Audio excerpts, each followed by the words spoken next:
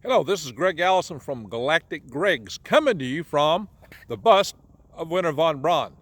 This is a man who was in charge of the program that got us to the moon. And NASA has now charged us to get back there real soon. And if SLS doesn't fly by 2020, the Space Launch System, then the program is going to have competition aplenty, because to get boots on the moon by 2024, other rockets will definitely soar. At least that is what Vice President Pence announced when he came here to Huntsville, Alabama, and a few months ago, and announced our charge to go to the moon by 2024. The building behind me over here is von Braun's office. This is the Marshall Space Flight Center. This is where the Saturn V moon rocket was developed. And today we're developing the Space Launch System.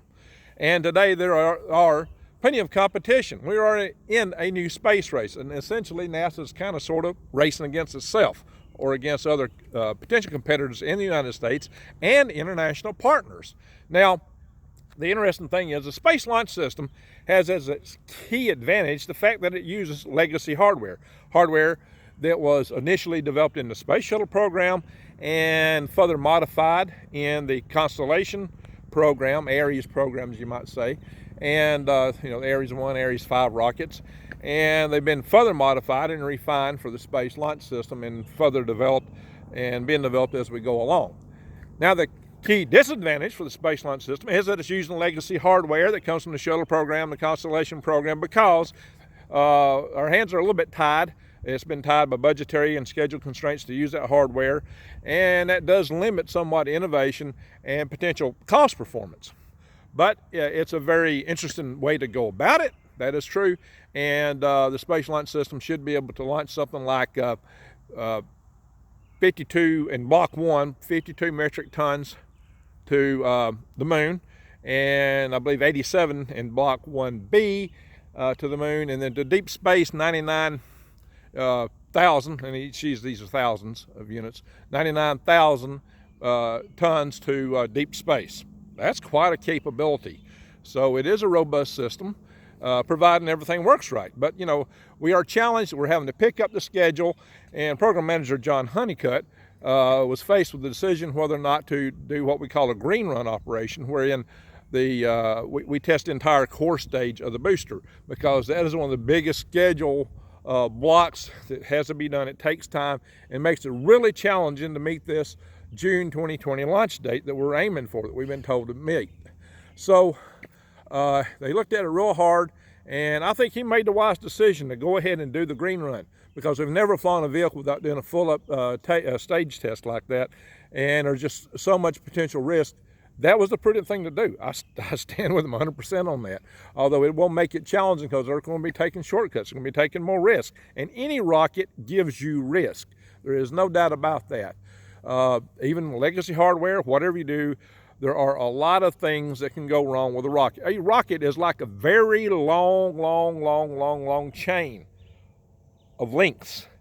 Any link being bad could cause things to go bad in a hurry, because rockets have a lot of energy involved with them. I work safety on the rocket, and in safety we try to put in redundancy and design margin, like bigger links on the chain, redundant chain links, or whatever, depending on what kind of system that you're developing, to try to increase the safety. But that by no means guarantees safety, and there's always constraints where engineering has to worry about performance. There's cost and schedule. There's many things that the people at the higher levels have to make decisions about in order to get the program moving forward. So my job is to paint rocks and take it up to management, and their job is to decide what to do with it. So it's not an envious job to have, because, as I mentioned, there's a lot of risk with flying a rocket. But nothing risked, nothing gained. You have to take risks in order to explore. Now, the competition, if the administration decides that they don't want to go with SLS, would probably include a mix of SpaceX, Northrop Grumman boosters. It could include Blue Origins. We don't know yet what that mix may or may not be and how they would go about it, because SLS does have the most launch power by hands down of anything else on the board right now. Now, I'm going to admit, the Starship designed by SpaceX is a very innovative concept. Again, they weren't hamstrung by legacy hardware. They went clean sheet and got very innovative. Can they pull that off? Time will tell. That's going to be a big challenge because that vehicle has got some high order things to accomplish. If they pull that off, that vehicle will be an absolute game changer. Absolutely. It will be revolutionary what they might be able to do with their Starship. Now, that said, we don't know what Jeff Bezos has in mind. We've seen, okay, yeah, we've heard of the New Shepard, which is the little suborbital hopper, and then this much bigger rocket they come out with called the New Glenn. Well, Shepard did suborbital flight, Glenn did an orbital flight, and that New Glenn's a very capable system if they pull that thing off. And then, well, it would be if it operates as advertised. We don't know yet. Time will tell. But they are prudently taking the slow road and developing things, so you got to give them credit for that. And Bezos is determined and has very deep pockets. Now, okay, so what happens with Blue Origin? What are they going to do next? If they got a New Shepard and a New Glenn, didn't Armstrong go to the moon? Will there be a new Armstrong? A new Armstrong? If New Shepard is so big, what would New Armstrong be? I mean, Bezos is known for being quiet. Is he got something under the lid that would blow the socks off for SpaceX Starship? I don't know. That's speculation, pure speculation. We don't know. Unless you're working for Bezos, you're not going to know. And if you're working for Bezos, you better not be talking about it. So you would not want to make the richest man in the planet, at least on the record, an unhappy camper. No. Not a wise move. So the cool thing is we have options. That is a really cool thing. So if one thing fails, there are other possibilities to get us there, to get us to space. I hope they all succeed. But each brings interesting aspects to the table. Now, all that said, there's an international piece to this too. There's India with their Chandrayaan, I hope I'm saying this right, Chandrayaan 2 vehicle that they're planning to launch to the moon. It's going to have both an orbiter, a lander, and a rover, all indigenously developed within India. At one time, they were going to use the Russian lunar globe.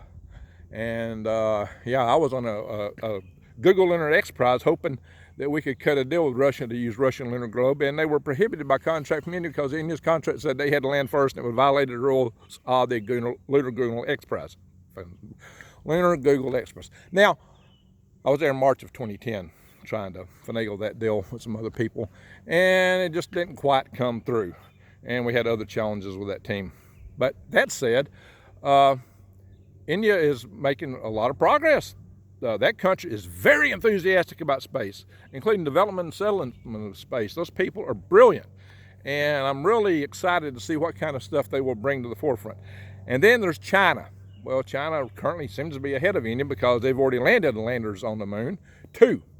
The last one we know, chang'e 4, actually landed near the south pole of the moon on the far side of the Aitken Basin.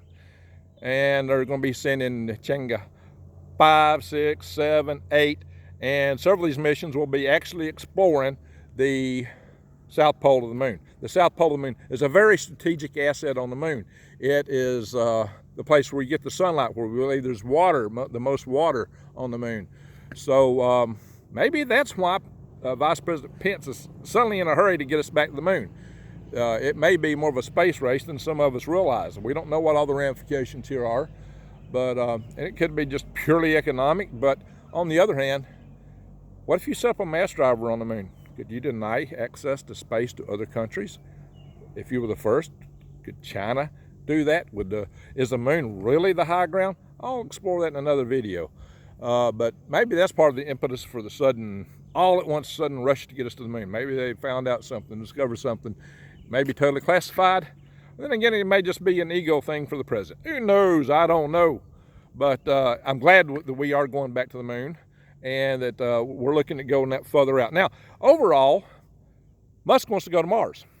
And Musk sends cars to Mars, and that's cool. But I really think the more pragmatic plan is the one that Jeff Bezos has for his Blue Origin company, in which he actually wants to develop the resources of space to build an economy in space using cislunar space, Earth and Moon space. And he's already had his announcement where he rolled out his lunar lander. Search for it on YouTube. That is an awesome program, and he shows space habitats. Orbital space habitats is the optimal way for people to live, and I totally agree with that. And so I really think Bezos overall is on a better track, more practical, pragmatic track. But here's the thing. What's really important is that Mother Nature, look behind me. Yeah, I'm in the middle of all this complex, but there's trees here, right?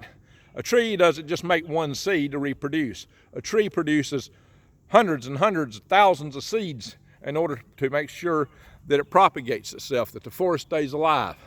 And to do that, see there's trees all around me here. We have a lot of nature here at the Marshall Space Flight Center.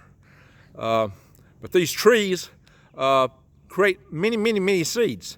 And in the old days, when the only game in town was NASA, we put all our engineering in one program. Well, now having all these different things out there going on means different seeds are being developed, different methodologies, different experiments, different approaches. That's exciting. That gives us possibilities and potentials for the future. And I like that. And I'm wishing the best of luck to every approach. I hope they all meet their goals. Yeah, look, I'm wearing a hat for the lunar landing. And by the way, the Indian program is the Chandrayaan-2, I hope I'm not murdering the name, is set to launch somewhere between, I think, the 6th and the 16th of, or the 9th and 16th of July this year. The 16th being actually the 50th launch date, or the anniversary of the launch of Apollo 11. Imagine that. So they're really aiming maybe to launch on the anniversary, or even perhaps to land on the anniversary of the 50th landing on the moon. Interesting. I don't know how it aim at. Actually, we were aiming for July the 4th when we landed on the moon and hit the 20th. And we were aiming for July the 4th when we landed Viking on Mars, Viking 1, and landed on Mars July the 20th. So guess what?